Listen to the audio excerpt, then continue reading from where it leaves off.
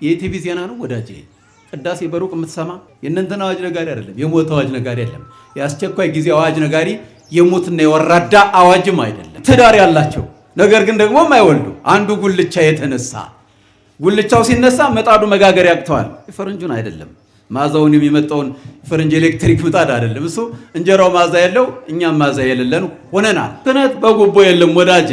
በጉቦ የሚሰራ ክህነት በጉቦ የሚገባበት ሀገር መንግስተ ሰማያት የለም። ይሄ ፖለቲካ አይደለም። ክፉ ሰው እያለ ኮሮና ተለይቶ አያውቅምና ኮሮና ማለት ክፉ ስራ መስራት ነው። በእግዚአብሔር አምነው የሚሞቱ ሁሉ ንዑዳን ክቡራን ናቸው፣ ብፁዓን ናቸው ይላል።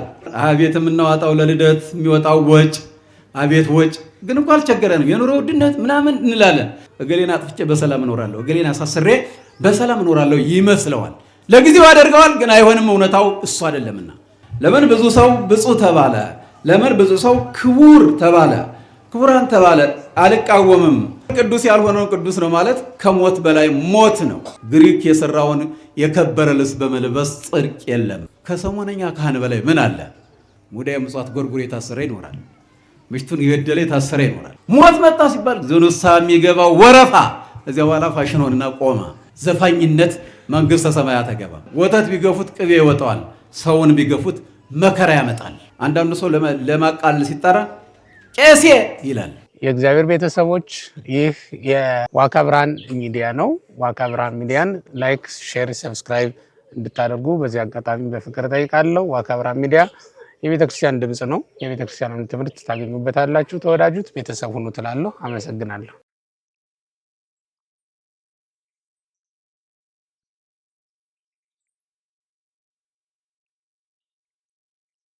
በስመ አብ ወወልድ ወመንፈስ ቅዱስ አህዱ አምላክ አሜን። በአብ ስም አምኜ አብን ወላዲ ብዬ በወልድ ስም አምኜ ወልድን ተወላዲ ብዬ መንፈስ ቅዱስ ስም አምኜ መንፈስ ቅዱስን ሰራጺ ብዬ ምንም ላጠይቆ አካላት በስም በአካል በግብር ሶስት ብል በአገዛዝ በመለኮት በባሕርይ ያለውና አንድ አምላክ እያምኜ እግዚአብሔርን ቃል መናገር ጀምራለሁ። ሊቃውንተ ቤተክርስቲያን አባቶች፣ ምእመናንና ምእመናት በእግዚአብሔር ስም እንደምን አደራችሁ? የአባቶቻችን አምላክ እግዚአብሔር ስሙ ለዘላለሙ የተመሰገነ ይሁን። እንኳን ለዛሬው ለታላቁ በዓል በሰላም አደረሳችሁ። ብፁዓን ለሞቱ በእንተ እግዚአብሔር፣ ብፁዓን ለሞቱ በእንተ እግዚአብሔር። የዮሐንስ ራእይ ምዕራፍ 14 ቁጥር 13 ስለ እግዚአብሔር ብለው የእግዚአብሔርን ነገር አምነው የእግዚአብሔርን ነገር ተናግረው ስለ እግዚአብሔር ብለው የሞቱ ሰዎች ንዑዳን ክቡራን ናቸው፣ ብፁዓን ናቸው፣ የተቀደሱ ናቸው፣ የከበሩ ናቸው፣ የዘላለም ቅድስና ያላቸው ናቸው ይለናል ባለራእዩ ወንጌላዊው ዮሐንስ። ስለ ቅዱሳን ሰማዕታት፣ ስለ ቅዱሳን ምእመናን እግዚአብሔርን አምነው ስለሚኖሩ አጠቃላይ ምእመናን የተናገረው ቃል ነው። በዚህ መሰረት እንማማራለን። ወንጌላዊ ዮሐንስ በራእዩ ይህን ቃል አስፍሮ እናገኛለን። በእግዚአብሔር ያመኑ ስለ እግዚአብሔር ብለው ጸዋቶ መከራ የሚቀበሉ መከራን የሚቀበሉ በእግዚአብሔር አምነው የሚሞቱ ሁሉ ንዑዳን ክቡራን ናቸው፣ ብፁዓን ናቸው ይላል። እንደ ዘመኑ ይህንን ስያሜ መቼም ለብዙ ሰው ተቀጥሎ ብዙ ሰው ሲጠራበት እንሰማለንና ምናልባት ከዚያ ጋር እንዳትቀላቀሉት። ያው ዘመኑ ቅልቅል ስለሆነ መለየት ያስቸግራል። የተቀላቀለ ነገር ነው ያለውና እንደዚህ አይደለም። አሁን ብፁዕ የሚባል ብዙ ሰው ነው ያለ፣ በጣም ብዙ ሰው አለ። ለምን ኖረው? አልቃወምም። ብፁዕ ነው ወይ ሌላ ጥያቄ ነው። መሰረታዊ ነገሩ ይሄ ነው። ለምን ተባለ አይደለም። ለምን ብዙ ሰው ብፁዕ ተባለ? ለምን ብዙ ሰው ክቡር ተባለ? ክቡራን ተባለ? አልቃወምም። የምቃወመው ግን ክቡር ሳንሆን ክቡር ብለን ከተጠራን ብቻ ነው። ክቡራን ከሆነ ሰየው። እግዚአብሔርም ክቡራን እንድንሆን ፈጠረን። እግዚአብሔር ቅዱሳን እንድንሆን እነሆ ራሱ ነግሮናልና፣ ነገር ግን የሆነውና ያልሆነው ለይተን መናገር ያስፈልገናል። በክርስትና ሕይወት መዋሸት እጅግ ኃጢአት ነው። ማስመሰልም እጅግ ኃጢአት ነው። አልቻልኩም ብሎ መኖር አንድ ነገር ነው። ነገር ግን ቅዱስ ያልሆነውን ቅዱስ ነው ማለት ከሞት በላይ ሞት ነው። ሞት እጅግ እጅግ እጅግ ክፉ ሰው የሆነውን እንዴት ቅዱስ እንለዋለን? እኛንም ቅዱስ ይበሉን ሊሆን ይችላል። በእርግጥ ያው ጌታም ተናግሮታል ሲያስተምር ብፁዕ ብሎታል። እና አንተ ሰው ውዳሴ ከንቱ ወደህ ነው የመጣ ብፁዕ ብለው ብፁዕ ይለኛል ብለህ ነው ብሎታል። ጌታ ራሱ ተቃውሞታል። ለምን? ያ ሰው ብፁዕ አልነበረም። ብፁዕ ሳይሆን ብፁዕ አለ። እኔን ብፁዕ ብለህ የተናገርክ እነሆ አንተ ብፁዕ ለመባልን ወደ ነው። ብፁዕ ከአንድ እግዚአብሔር በቀር ሌላ ብፁዕ የለም ነበር ያለው። ከአንድ እግዚአብሔር በቀር ሌላ ቅዱስ የለም፣ ሌላ ክቡር የለም ብሎ መልሶለታል። አመጣጡ በተንኮል ስለነበረ ቅዱስ እኮ ብለው ቅዱስ ይለኛል ብሎ ነው እና አሁንም ክቡር ካላልክ ክቡር አልባልም፣ ቅዱስ ካላልክ ቅዱስ አልባልም ብለን ካልሆነ በስተቀር ቅዱሱን ክቡሩን ክቡር ያልሆነውም እናውቀዋለና ለይተን መናገር ነው። ምን ያደርግልናል? 100 ዓመት አንኖርም እኮ 70-80 ዓመት ነው እድሜያችን። በዚህ እድሜ መልካም ስራ ሳንሰራ የባከነ ሰዓት እንዳይኖረን ያ 87 ዓመት የባከነ ሰዓት መልካም ስራ ሳንሰራበት በጎ ነገር ሳናደርግበት ለሀገር ለወገን ለራስም የሚጠቅም ስራ ሳንሰራ እድሜያችን ካለቀ ባከነ፣ ውጤት ያላመጣንበት የባከነ ሰዓት ይባላልና እንደዚያ እንዳይሆን ቅዱሱን ቅዱስ እንበል፣ ቅዱስ ያልሆነውን ደግሞ ያው ያለውን ስም መስጠት ነው። ከዚያ ውጭ ግን እንደው ጠቅሎ ዝም ብሎ ሌባውን ሁሉ ቅዱስ ነው ማለት እጅግ ያሳፍራል። ሌባውን ሁሉ ቅዱስ፣ እጁ በደም የተነከረውን ቅዱስ፣ ጉቦኛውንም ክቡር፣ ሌላውንም ክቡር ምን ማለታችን ነው? እግዚአብሔር የሚወደውን ነገር ልናደርግ ይገባናልና ለወንጌላዊው ለባለራዩ ግን የተሰጠው ቅድም መምህራችንም ለሰንበት ተማሪዎች ሲዘምሩት ሲወርቡት የነበረው ቅዱስ ዮሐንስ ሰባኬ ወንጌል የሚገርም ነገር እኮ ነው። ያንን የያዘ ያንን ቅድስና የያዘ ያንን ሰባኬነት የያዘ ነብይነትን የያዘ ሰማዕትነትን የያዘ ሐዋርያነትንም የያዘ ምን የሌለው አለ? እንዲህ አይነቱን ሰው ቅዱስ ክቡር ብንለው ያንስበታል እንጂ የሚበዛበት አይደለም። ከዚያ ውጭ ሌባውን ቅዱስ ማለት የሚያዋጣ ነገር አይደለም። ውርደት ያመጣልና እንለይ ለማለት ነው። ሌላውን ለመውቀስ አይደለም። መለየት አለብን። እንደው ዝም ብለን እናቶቻችን እንደሚጋግሩት ቂጣ ሲገለብጡን የምንገለበጥ መሆን የለብንም። እነሱ ሲጋግሩት እናቶቻችን የጋገሩት ቂጣ ሲገለብጡ መገልበጥ ነው። አይ አልበሰልኩም አትገልብጡኝ አይልም። ዝም ብሎ መገልበጥ ነው። ቢበስልም አይበስልም መገልበጥ ነው እና እንደዚያ መሆን የለብንም። ለምን? እኛ ሰዎች ነንና፣ ሰው ነንና። ሰው ደግሞ ፍጹም ነው። የሰው ትርጓሜ 7 ነገር ያለው ነው። ፍጹም የሆነ ነው። አርያ እግዚአብሔር የተፈጠረ ነው። ለእውነት ብቻ የተፈጠረ፣ ለውሸት የተፈጠረ የለም። ውሸት ለመናገር በኃጢአት ለመኖርም የተፈጠረ ማንም የለም በክብር እንኖር ዘንድ እና ለዚህ ደግሞ ተራራ ላይ ወጥተናል። እንደዚህ ተራራ ላይ ወጥቶ አለመቀደስ አለመክበር ምን ይባላል? ይሄ ተራራ የቅድስና ቦታ የክቡራን ቦታ ዮሐንስ ቦታው ነው። ያኛው ዮሐንስ መጥምቁ ዮሐንስ ደግሞ ቦታው ነውና አዳመ ዮርዳኖስ ያስተምርበት የነበረው ይናገርበት የነበረው እየጾመ እየጸለየ ያስተምርበት ይናገርበት የነበረው መንገድ ጠራጊ ሆኖ የፈጣሪ መንገድ ጠራጊ ኢየሱስ ክርስቶስን የሚያስተዋውቅ መታደል ነው። ኢየሱስ ክርስቶስን እያስተዋወቀ ለእርሱ መንገድ እየጠረገ እንዲህ አይነት ሰው ነበርና ለእርሱ ነው ወንጌላዊ ዮሐንስ የተናገረለት። እርሱን ለመሰሉ ቅዱሳንና ሰማዕታት ተናግሮታል። አባትና እናቱ ደጋጎች ናቸው። ታሪኩን እንደምታውቁት ዘካርያስ አባቱ፣ ኤልሳቤጥ እናቱ ፍጹም ክርስቲያኖች። ወንጌሉ እንደዛ አለ የሚል እሙንቱ ጻድቃን በቅድመ እግዚአብሔር፣ በእግዚአብሔር ፊት እነሱ ጻድቃን ነበሩ፣ ክቡራን ነበሩ፣ የሚዋደዱ ነበሩ። አያችሁ፣ የሁለቱ መዋደድ በጊዜው ጊዜ ፈተና ቢገጥማቸው ልጅ ቢያጡ የሚወዱት ልጅ ባይኖራቸው እንኳ ለጊዜው ተፈተኑ። መጨረሻ ግን እነሆ ይህንን ወለዱ። መብረቅ ይወልድ መብረቅ አይደል? መብረቅ መብረቅን ይወልዳልና ቅዱስ ዘካርያስ ቅዱስ ዮሐንስን ወለደ። ዘካርያስ የቤተ መቅደስ አገልጋይ።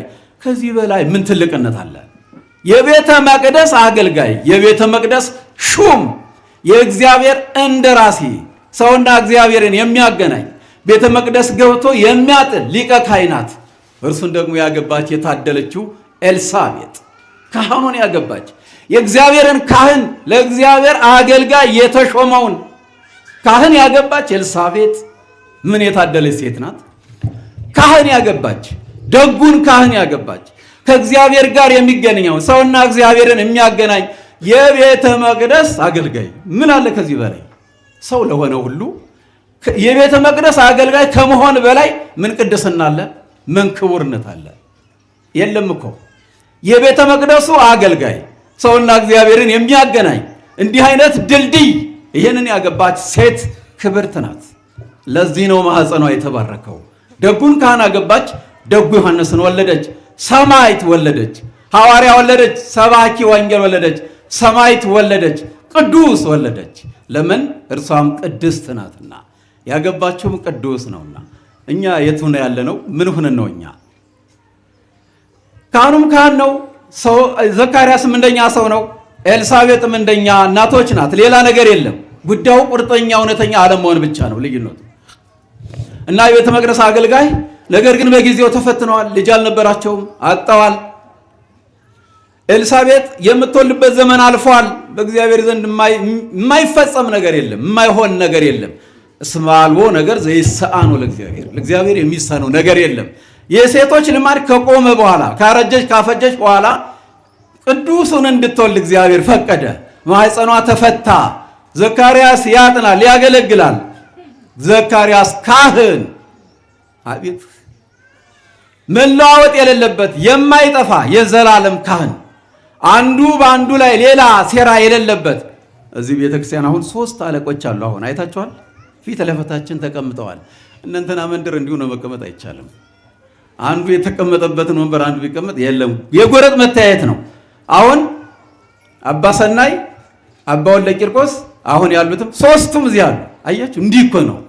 እንዲህ ነው ምን ይገለገለው፣ ምንም መጠላላት ሳይኖር አንዱ ሲያልፍ አንዱ የሚተካበት፣ ሁሉም ባንድ ሆኖ የሚያገለግሉበት። እንዲህ ነው ክርስትና፣ እንዲህ ነው ክህነት፣ እንዲህ ነው ማንነት፣ እንዲህ ነው የቅድስና ሕይወት። እንዲሁን እኔ የምናገለግልበት የእግዚአብሔር ቤት ስለሆነ ነው፣ ሌላ ነገር አይደለምና ዘካርያስና ኤልሳቤጥ ትዳራቸው ክቡር ሆነ፣ ተከበረ። ለጊዜው ተፈትነዋል። ፈተና የሌለው ክርስትና የለም። 4 ነጥብ። ፈተና የሌለው ክርስትና የለም። ሳይፈተኑ ክርስትና የለም። መጽደቅም የለም፣ መክበርም የለም።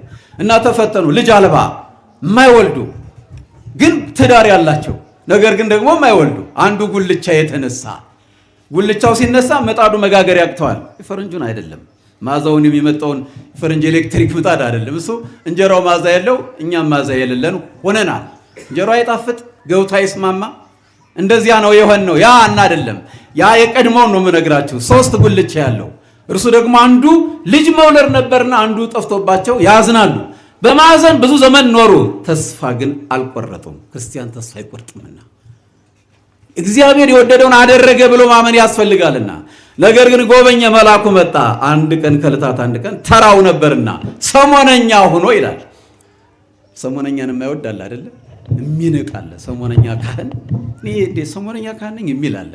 አለማወቅ ስለሆነ ነው። በእርግጥ ከሰሞነኛ ካህን በላይ ምን አለ? ቀሲስ ማለት ምን እንደሆነ ትርጉሙን እናውቀዋለን። አንዳንዱ ሰው ለማቃለል ሲጠራ ቄሴ ይላል። ለማቃለል የተጣራ መስሎት ነው። ነገር ግን ቀሲስ ማለት አበ ሕዝብ ማለት ነው። መስተስሬ ሕዝብ ማለት ነው። መምረ ሕዝብ ማለት ነው። ሕዝብን የሕዝብ መምህር፣ የሕዝቡን ኃጢአት የሚያስተስሪ ማለት ነው። እንዲህ አይነት ታላቅ ማዕረግ ያለው ነው። ቄስ የሚለው ሲተረጎም እንዲህ ነው። እንደው ተራ ነገር ነው የሚመስልን። መቼ ወጅ ያዙት ወርቅ ከመዳብ ይቆጠራል እንዲባል ሆኖብን ነውና እንደዚያ ካልሆነ በስተቀር ሰሞነኛው ደርሶ ሰሞኑ ደርሶ ቤተ መቅደስ የሚያጥንበት ሰዓት ደርሶ እነንትና ቤት ማጥንታለ እንዴ? ከእነንትና መንደር ይታጠናል? ከእነንትና አዳራሽ ማይጠንት አለ ወይ ንገረኝ። ምን ሆነ ወደዛ የምትሄደው ወዳጄ? አዳራሽ ለአዳራሽ የምታጎራ መሆነ ነው። የትኛው ዛር ነው ያደረብህ? ለይ የሚያንፈራፍረው ዛር ይዞት ሲያጎራ ታውታላችሁ። ይታጠናል።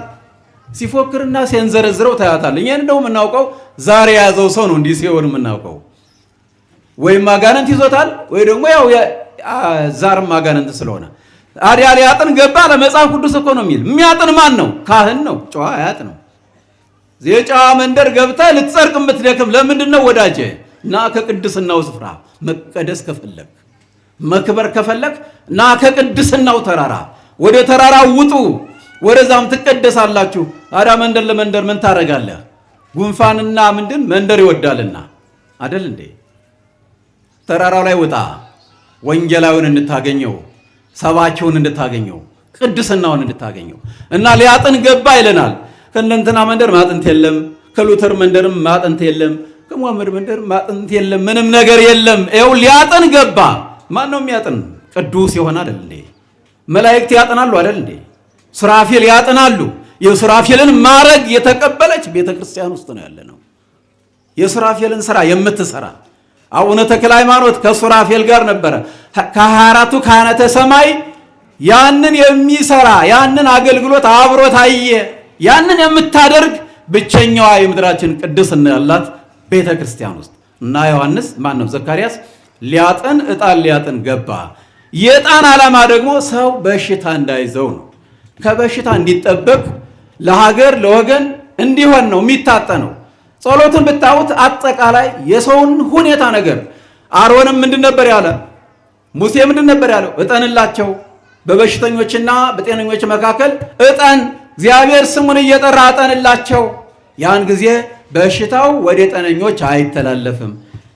ምንድነው የኮረና ጊዜ እንዲያ እያልን ነበር። መቼስ እንደነግጥ ሞት መጣ ሲባል ዝኑሳ የሚገባው ወረፋ እዚያ በኋላ ፋሽን ሆነና ቆመ። ፋሽን ነበር በወቅቱና በቃ በወረፋ ካህኑ ተቸግሮ ነበረ። ከዚያ ኮረና ጸጥ ሲል ያው መቼስ እንደኛ ሀገር አይደለም በሌላው ሀገር ነው የምላችሁ። እኛ ሀገር እንኳን እንትና ነው ለፖለቲካ የተጠቀሙበት እንጂ ኮረና ኑሮ አይደለም። ኮረና ትናንትም ነበረ፣ ዛሬም አለ፣ ወደፊትም ይኖራል። ክፉ ሰው እያለ ኮረና ተለይቶ አያውቅምና ኮረና ማለት እኮ ስራ መስራት ነው፣ ሌላ ነገር አይደለም። ስያሜን የሰጦችም ሰዎች ለራሳቸው ሲሉ ነው። ኮረና እንዲህ አርግ ብሎ ከሃይማኖት ለማስወጣት ቤተክርስቲያን ለማፍረስ የተሰራ ሴራ ነበረ። የኛም አባቶች ብዙዎቻችን ሳይገባን አጃቢዎች ነበርን። እጃችሁን ታጠቡ፣ መስቀል አትሳለሙ እንዲህ እየተባልን አልነበር? ትናንት እኮ ነው ይሄ። ትናንት የቅሌታችን ሚዛን የተመዘነበት የቀለን የተገኘንበት ነበረ። ሰው የለም ቅዳሴ ቤቱ ሆነ ስማ። የኢቲቪ ዜና ነው ወዳጄ። ቅዳሴ በሩቅ የምትሰማ የኢቲቪ ዜና ነው ወይ? ቅዳሴ ከሩቅ ነው የሚቀደስ ሰው ቀርቦ ነው እንጂ በሩቅ ይባረካል እንዴ? ቀርቦ ይባረካል እንጂ ቀርቦ ይቀደሳል። እና በዚያ ሆነ ስማ። ሰምተህ ምን እናርገው? ምን ልበለው? ቅዳሴ እኮ ክንውን ያለው እንጂ ዝም ብሎ ዜና አይደለም፣ ዝም ብሎ አይደለም። ሰዎች በክንውን ውስጥ የሚፈጽሙት እንጂ ዝም ብሎ ቀድሶ መውጣት አይደለም። እንዴ ሲኒማ አዳራሽ መሰለው እንዴ? አይደለም እኮ ሰውና እግዚአብሔር የሚገናኙበት፣ ሰው የሚከብርበት፣ ሰው ክብር አግኝቶ የሚወጣበት ነው። እሱ ደግሞ ከቤቱ ተገኝቶ ነው። ከጽርሐ ጽዮን እንዳትወጡ ነበር ያላቸው አይደል ጌታ? ከኢየሩሳሌም እንዳትወጡ 40 ቀን ያን ከ40 ቀን በኋላ 10 ቀን ሙሉ ከዚያች ከኢየሩሳሌም እንዳትወጡ እኔ መንፈስ ቅዱስን እስከልክላችሁ።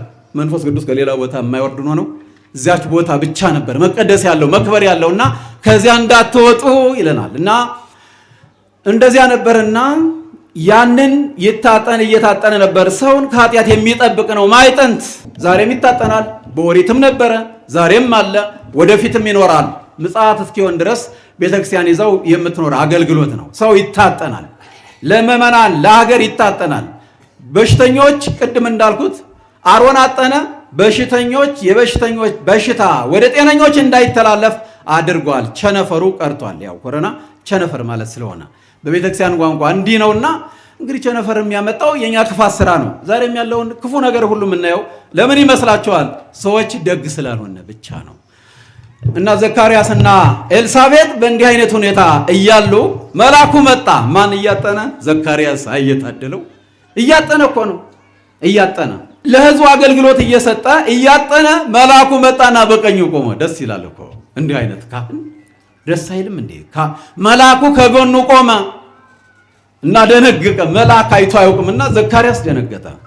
እነሆ ጸሎት ተሰምቷል። የምታቀርበው የዕጣን ጸሎት ልመና እግዚአብሔር ሰምቷል። ኤልሳቤጥ ልጅ ትወልድላለች አለው። እንዴት አድርጎ ይመን? አርጅቷል። ከእርሷ ጋር ምንም ነገር የለው። እርሷም አርጅታለች፣ ሙቀት ተለይቷታል።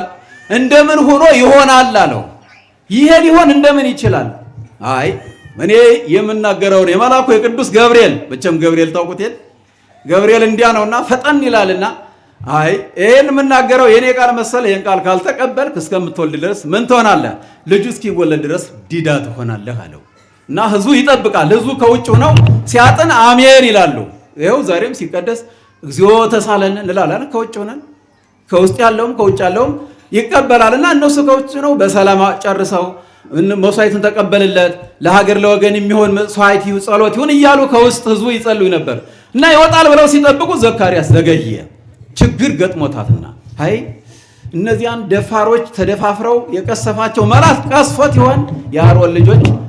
የአሮን ልጆች በድፍረት ከመንደር እሳት ጭረው አምጥተዋል።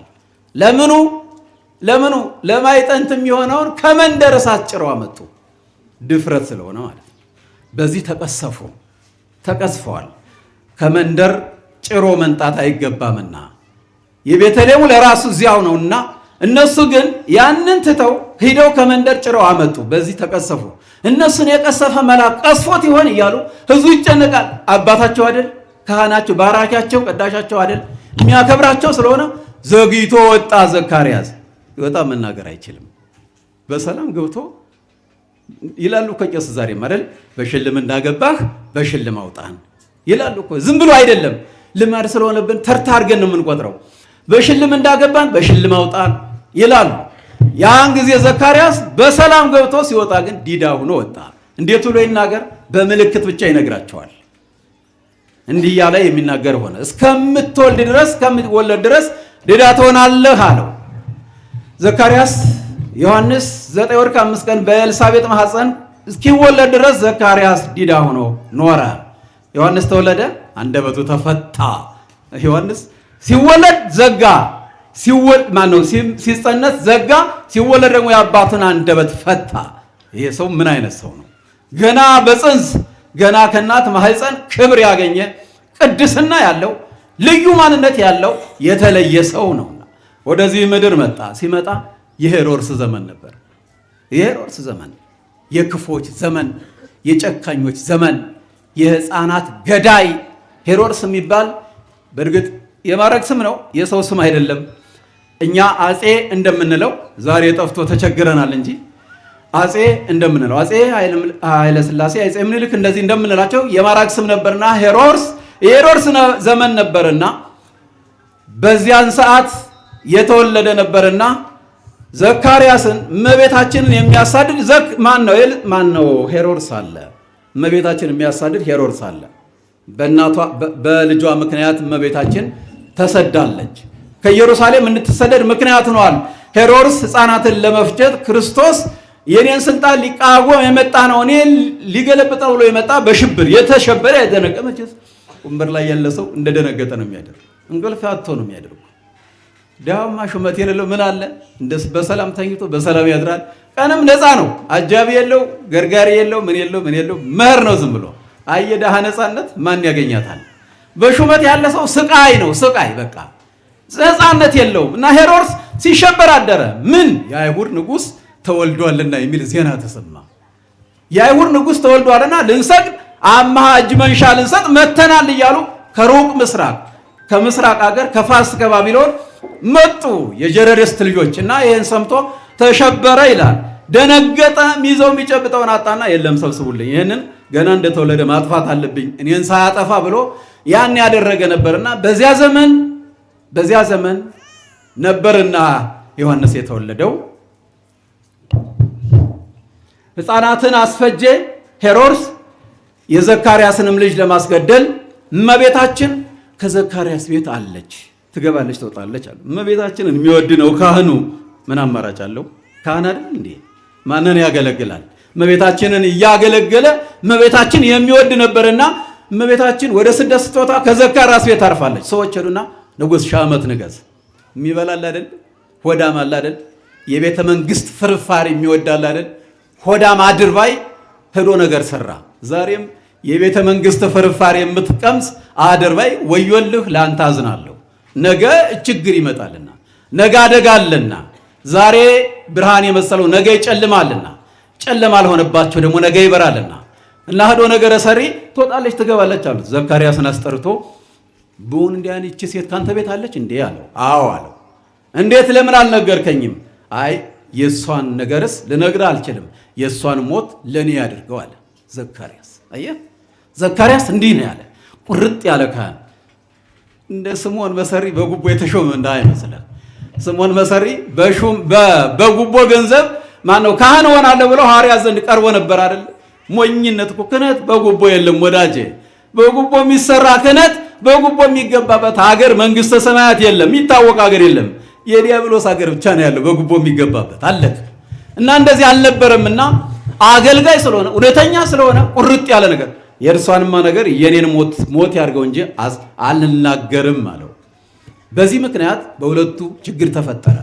ከዚያ በኋላ ቤተ መቅደስ ገባ ዘካርያስ፣ ጸሎት አደረገ እና ጸሎት ሲያደርግ ይሄ እኮ የእሱ ልጅ ነው ብሎ አሁንም ነገረ ሰሪ ዮሐንስን ሲነግረው ከሕፃናት አንዱ ስለሆነ አስጠርቶ በእውኑ እንዲህ ያለ ልጅ አለህ አለው። አዎ ምን ነው ፈለግከው? አይ እንደው ፈልጌው ነው አለው። ይሄ እርኩስ የሆነ ንጉሥ ልጅን ሳይገልብኝ ክህነት ላሳድርበት ብሎ ዘካርያስ ልጁን ዮሐንስን የክህነት ማዕረግ የዲቁና ማዕረግ ሰጥቶ ሰደደ።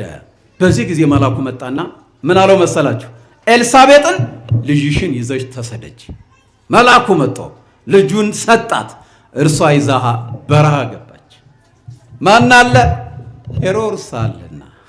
ዛሬ ስንቶች ተሰደዱ በሄሮድስ ምክንያት፣ ስንቶች ተገደሉ በሄሮድስ ምክንያት። ብሎ ፖለቲከኛ ምናምን ሆነው አይደለም እኮ መንግስትን ተቃውሞ አይደለም። ሰልፍም ወጣው ይውረድ ምናምን አላሉም። የለም ቤታቸው የሚኖሩ ገበሬዎች ቤታቸው የሚኖሩ ምንም የማይመለከታቸው ሄሮድስ ገሏቸዋል። የትናንቱ ሄሮድስ ገዳይ ነው፣ የዛሬዎቹ ሄሮድስም ገዳዮች ናቸው። ያው በስም አንድ ስለሆኑ በግብርም ተባብረዋልና ሃይማኖት አልባም ናቸውና ሃይማኖት አልባ የሆነ ሰው ጨካኝ ይሆናልና እና ሄሮድስ ዘካርያስ ቤተ መቅደስ ላይ እንዳለ ልጅ ይሳ ቢለው አይ እኔ ከዚህ ነበር አላውቅም አለው። አውጥቶ ዘካርያስን በሰይፍ አስገደለው። ከዕቃ ቤቱና ከቤተ መቅደሱ መካከል ደሙ እንደ ጎርፍ ወረደ። ሊቀ ካህናቱ ዘካርያስ ከዚያ በኋላ በ70 ዓመት እስከ 70 ዓመት ድረስ የዘካርያስ ደም ይፈላ ጀመር። እየፈላ በሰላም መኖር የለምና ደማቸው መንበረ ጸባዖት ያንኳኳልና መንበረ ጸባዖት ይጮኻልና የዘካርያስ የንጹሕ ካህን የደጉ ካህን የቤተ መቅደሱ አገልጋይ ደም 70 ዓመት ይፈላ ጀመር። መጥቶ ጴጥሮስ ምንድን ነው ብሎ ሲጠይቅ በግፍ የተገደለ ካህን ነዋል። ምን ቢያደርጉ ይሻላል? ከገዳይ ወገን ቢገሉለት ይሻላል። አንቱ 70 ሰው ከሄሮድስ ወገን ተገደለ። ደሙ ጸጥ አለ፣ መፍላቱን አቆመ። በግፍ ተገድሎ ነበርና እንዲሁ ነው ተገደለ። ዮሐንስን እናቱ ይዛ በረሃ ገባች። በበረሃ እንዳለ በዚያው እንዳለ እርሷ ደግሞ አረፈች። ዮሐንስ ብቻውን ቀረ እና የግመል ጸጉር እንደምንም ብላ ፈላልጋ ልብሱን አሰፋችለት። የግመል ጸጉር ካኪም አይደለም፣ ካኪም አይደለም። እናንተ አሁን የምትሉትም አይደለም። ስም ስላለው ነጋዴ የሚሰጠው ስም አለ አይደል? እንደዛም አይደለም። እጅግ የከበረም አይደለም። የግመል ጠጉር ታታ አለበሰችው። ለምን? በበረሃ ወንበዴ እንዳይጣለው ብላ ተርታ ልብስ ይልበስ። እንደገና ደግሞ መናንያን መነኮሳት የሚለበሱት ተርታ ልብስ ነው። ግሪክ የሰራውን የከበረ ልብስ በመልበስ ጽድቅ የለምና የለም። በተብረቀረቀ ልብስ በመልበስ መጽደቅ የለም። የሚብረቀረቅ ስነ ምግባር ያለው ብቻ እንጂ እና ዮሐንስ ያንን ጸጉር ለብሶ ይኖራል። እናቱ ሙታለች። ሌሎች እየመገቡት በበረሃ አደገ። የበረሃው መናኝ ርዕሰ ባሕታውያን ከሱ ውጭ ሌላ የለምና ለዚያ ዘመን በዚያ ዘመን ጀምሮ ላለው ለመጀመሪያ ርዕሰ ባሕታውያን እናትም የለው አባትም የለው። ነገር ግን በምድረ በዳ አደገ። ልብሱም ተርታ ነው እና ቀበቶ የታጠቀ የለፋ ቀበቶን ታጥቆ 30 ዓመት ሊሞላው 6 ወር 30 ዓመት ከ6 ወር ሲሆነው ወደ ኢየሩሳሌም ወጣ። ነስሑ እስመ ቀርበቲቲ መንግሥተ ሰማያት። ይህ አይደለ የዲያቆኑ ስብከት ይኖረዋል ወይ አላውቅም። ዲያቆኑ እንዲህ ይላል፣ ንስሐ ግቡ መንግሥተ ሰማያት ቀርባለችና። መንግሥተ ሰማያት ቀርባለችና ንስሐ ግቡ። እኛ ገብተናል ወይ? አንተ የምትናገረው ንስሐ ገብተሃል ወይ? ነው ለሌላው አስተላላፊ ቧንቧ ነን። እማንኖረው ከሆነ ምን ያደርጋል? የምንናገረውን ካልሆነ ነው ዕዳ በደል ያመጣል። እና ይህን ቃል ተናገረ። ምን እያለ ሰበከ መጣ? እየሰበከ መጣ። የእግዚአብሔርን መንገድ የሚጠርግ ገባ፣ አስተማረ። የጌታን መንገድ የሚጠርግ እሱ ተብሎ በኢሳይያስ የተነገረለት ተፈጸመና አሁንም ሄሮድስ ገጠመው። ሲወለድም ሄሮድስ ገጠመው፣ አድጎም ሄሮድስ ገጠመው። ከሄሮድስ መከራ ይሰውረን። ከሄሮድሳውያን ጨካኝ አገዛዝ አምላካችን እግዚአብሔር ይሰውረን እና በሄሮድሳውያን ደግነት የለምና በጎ ስራም የለምና ይሄ ሄሮድስ ሌላኛው ሄሮድስ ፈርዖን ምን አይነት የምድራችን አመፀኞች ናቸውና አሁን ዮሐንስም ቢያስተምርበት እየበላ እየጠጣ አይደለም የሚያስተምር። ያው ምግብ የለው በበረሃ ያገኘውን ነገር ቢበላ ሰው ነው እና በሽታ የለም። በሽታ ያለ አይነት የሚባል አለ አይደለ? አይነት የሚባል ታውቆ የለ? በሽታ ነው መሰል ግን አይነት የሚባል ደግሞ አለ። በህፃናት የሚያማቸው አይነት አሞት የሚሉት አላቸው። እንደገና ደግሞ ምግብ አሁን ምንድነው እያላቸው ቀይሯችሁታል መሰለኝ። ብዙ አይነት ትሪም የለም። ያው ደግሞ የእንትን ጎማ መጥቷል። እዛች ላይ እንጀራው በቃ በዚያ በሚባለው ነገር ጭንቅ ብሎ የሚቆረስ የለም። ያ ይገባና እዚህ ውስጥ ጦርነት ይገጥማል። የተለያየ ነገር ስላለው ይገጥማል። ጨጓራ ይነዳል። እዚያ በኋላ ልጹም ስትል ችግር፣ ልተኛ ስትል ችግር። ዮሐንስ ግን የናውቅም አንድ ነገር ብቻ ነው የሚበላው። የበረሃ ማር ነው። ዘይትም የለው ምንም የለውም። ምንም ነገር የለም። የበረሃ አገዳ የበረሃ አንበጣ የሚበላ ዮሐንስ በሽታ የለም። ወገቡን የታጠቀ ቃድ ለብሶ የመጣ እውነተኛ ሐዋርያ እና ይጾማል እና እንዲህ ይሉታል ጸሐፍት ፈሪሳውያን አይቀበሉም ነበር የሱን ትምህርት። ኃጥአን መጸባህን ነበሩ የሚቀበሉት። የማያስበላ የማያስጠጣ ጋኔን ይዞታል ይላል። የማያስበላ የማያስጠጣ ጋኔን አይበላም። አያችሁ ኤልሳቤጥ የወለደችው እንዲህ ነበረና እንዲህ አይነት ሰው ወለደች። በደግነት ውጤት ይሄ ነው። ለዚህ ነው መብረቅን ይወልዳል ያልኳችሁ። ዘካርያስ እንዲህ አይነት ሰው ወለደ እና ያስተምራል። የጌታን መንገድ የሚጠርግ ነው። አዋጅ ነጋሪ፣ የጌታ አዋጅ ነጋሪ። የእናንተን አዋጅ ነጋሪ አይደለም። የሞት አዋጅ ነጋሪ አይደለም። የአስቸኳይ ጊዜ አዋጅ ነጋሪ የሞትና የወራዳ አዋጅም አይደለም። የመድኃኔዓለም ኢየሱስ ክርስቶስን አዋጅ የሚነገር ቃለ አዋዲ ዘይሰብክ በገዳም። ለዚህ ነው ሰባኪ ወንጌል የተባለው። ላበል ምናምን የሚሰብከውን አይደለም ማምላክን አይደለም፣ ሰውና እግዚአብሔርን ለማገናኝ የሚሰብከውን ነው እንጂ ሰባኪ ወንጌል የበረሃው መናኝ የበረሃው ሰባኪ ከበረሃ ወደ ከተማ ገባ። ነቢዩ ትንቢት የተነገረለት ነበርና በዚህ ቅድስና በዚህ ሐዋርያነት በዚህ ሰማዕትነት ወደ ከተማ ገብቶ ከተመኛን አልመሰለም። የራሱን ኑሮ ነው የሚኖረው። ጫማም የለም፣ ነጠላ ጫማ ነው። ልብሱም ቅድም እንዳልኳችሁ የግሪክ የከበረ ልብስ አልለበሰም። የከበረ ሰው ነው፣ ታላቅ ሐዋርያ ነው። ልብሱ ግን የግመል ጠጉር ነበር። የግመል ጠጉር ያን ለብሶ ይሰብካል። ሰዎቹ ግን አልወደዱትም። እውነትን የሚቀበል ዓለም አይደለምና ዓለምሰ ኢያእመሮ ይላል አይደል? ዓለም ክርስቶስን አላወቀውም። እውነትን አይወድምና ዓለም አልተቀበለውም። የሚቀበሉት ተቀብለውታል። ብዙዎቹ እያመኑ ተጠምቀዋል። ጥምቀትን ሙሉ አጥምቋል። የንስሐ ጥምቀት እገሌ ተጠመቅ በማየ ንስሐ ከመ ትኩን ረዶ ለክርስቶስ፣ የክርስቶስ ደቀ መዝሙር ትሆን ዘንድ እገሌ እያመንክ ተጠመቅ እያለ ያጠምቃል በዮርዳኖስ። ዛሬ እናንተና መጫወቻ ነው የዮርዳኖስ አውራጃ። እነዚያ ሙቅ የሚጠጡ ሰዎች የዮርዳኖስ አውራጃ ዮሐንስ የሰበከት ለዚያ ነው። እስራኤል ጦር ያነሳቸው ወዳም አይደለም።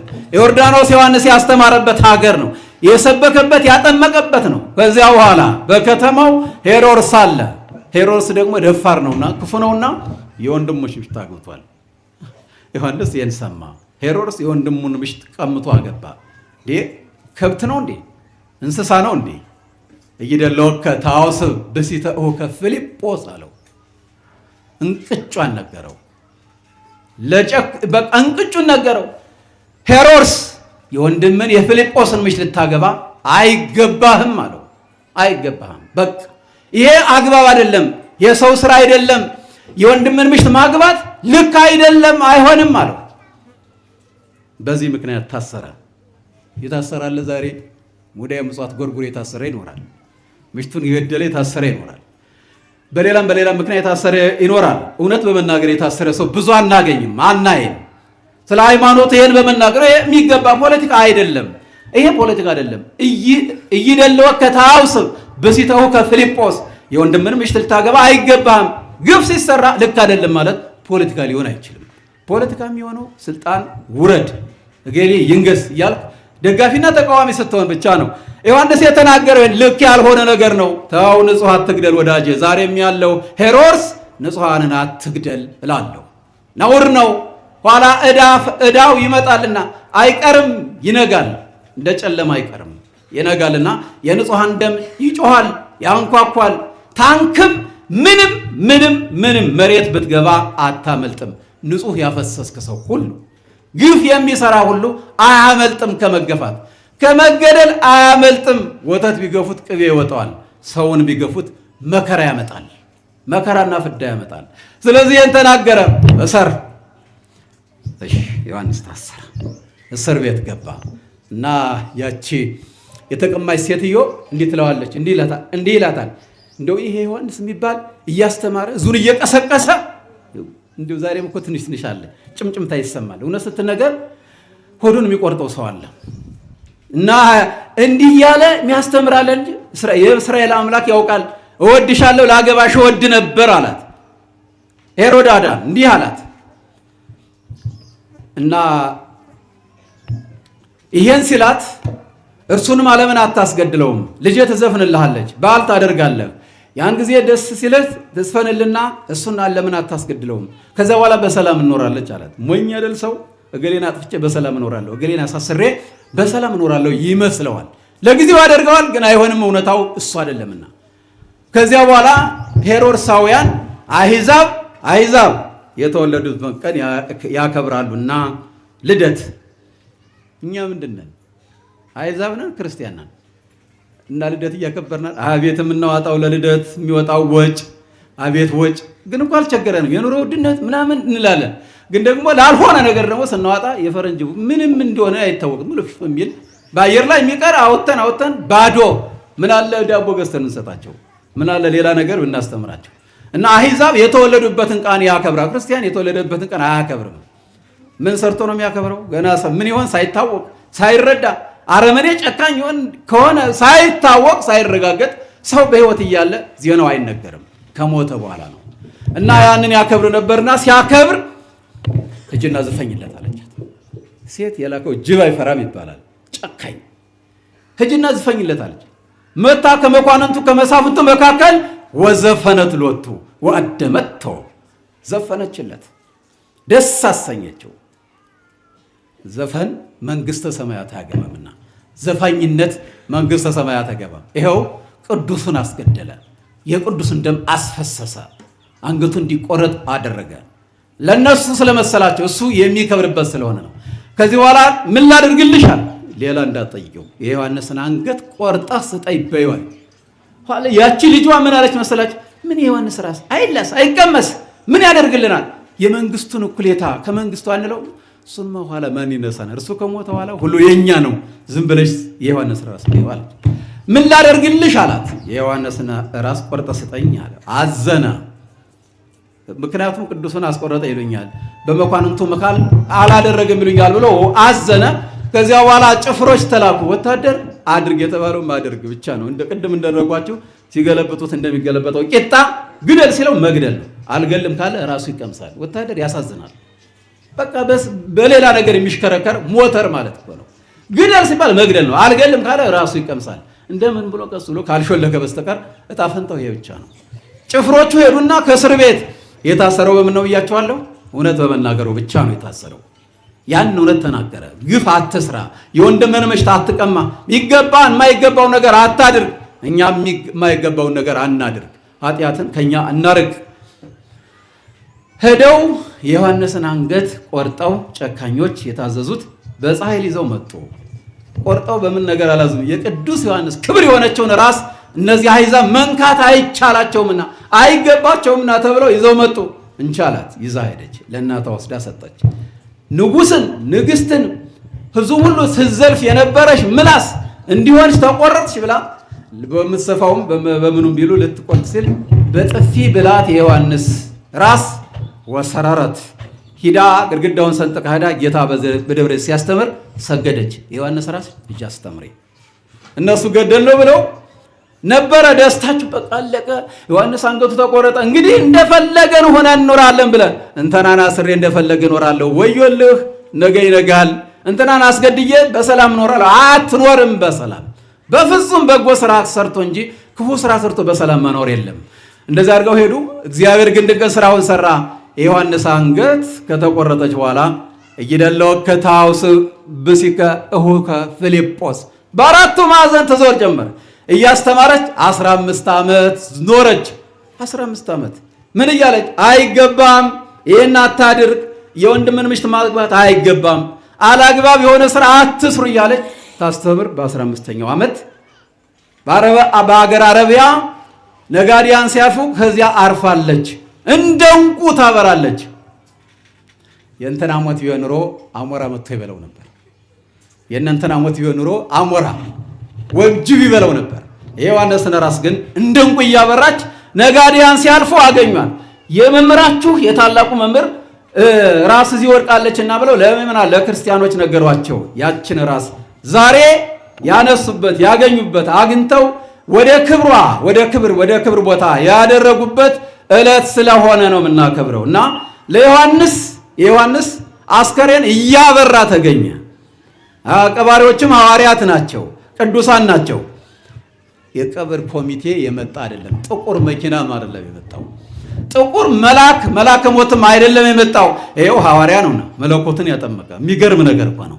የምድራችን ብቸኛው ሰው መለኮትን ያጠመቀ አምላክን ያጠመቀ ዮርዳኖስ ላይ ፈጣሪውን ያጠመቀ የዚህ ምድር ብቸኛ አጥማቂም ነው፣ ካህንም ነው፣ ነብይም ነው እና የእርሱ ዛሬ እንዲህ የሆነበት ነውና እኛም በበጎ ስራ እያበራን እስከ ሞት ድረስ በጎ ስራችንን ታጥቀን ዝናራ ወገባችንን አጥብቀን እንደምናገረው ሁልጊዜ እጅ አትስጡ፣ ወገባችሁን ቀበታችሁን አትፍቱ። ቀበቶ አስፈታለሁ ብሎ የሚፎክር ብዙ ሰው አለና የሚፈታ እሱ ስለሆነ እንዳትፈታ የአባትህ አይደለምና።